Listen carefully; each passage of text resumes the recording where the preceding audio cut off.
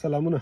دا سکرین در سره شیر کوم چې په رویل میل کې څنګه مونږه لیبل واخلو او کسټمر ته چاته څنګه مونږه پارسل خپل ولیږو.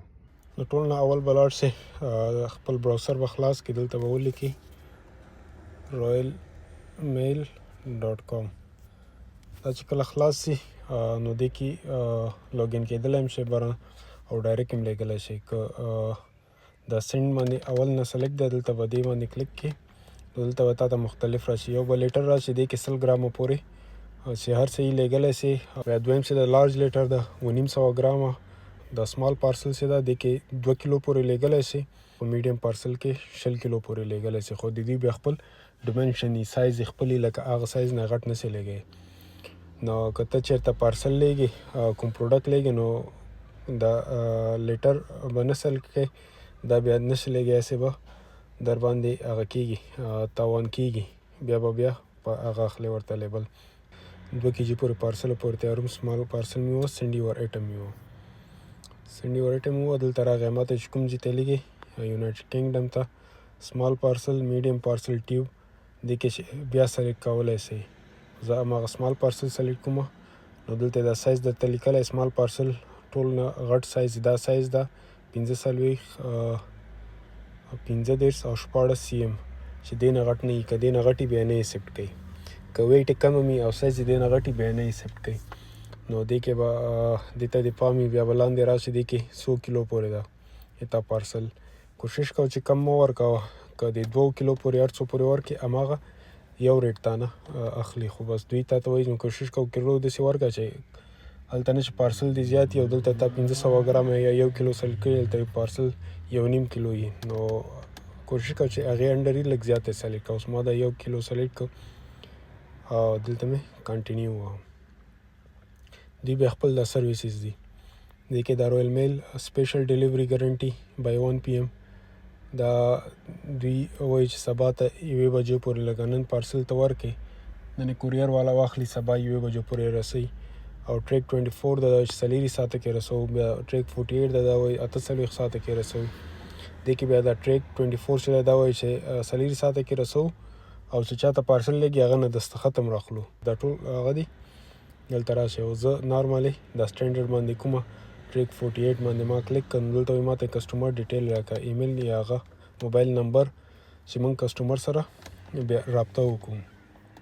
که ورکوې خو ښه خبره ده موبایل نمبر، او که نه یې ورکړم څه مشکل نشته ده. کنټینیو وه او مخکې لاړ شه.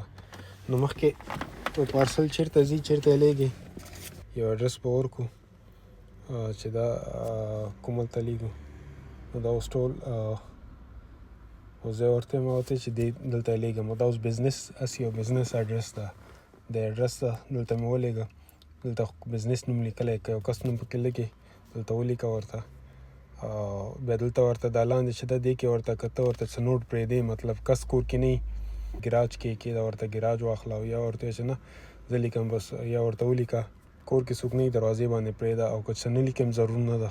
کنټینیو که دلته درته وایي چې کوم اډرس نه یې لیږي. اوس دا یو اډرس به زه ورکړم له ځان نه. نو دلته راځو، اوس دا اډرس ما ورکړه. دلته د کس نوم شی ده، دلته مې کس نوم وکړه. که کمپنۍ نوم به م ورسره ورکړي. بیا دلته راځو، دلته تا ته وایي چې تا پرنټر کور کې لرې، لیبل پرنټ کوی شي، که نه لرې نو به سلیکټ کړي.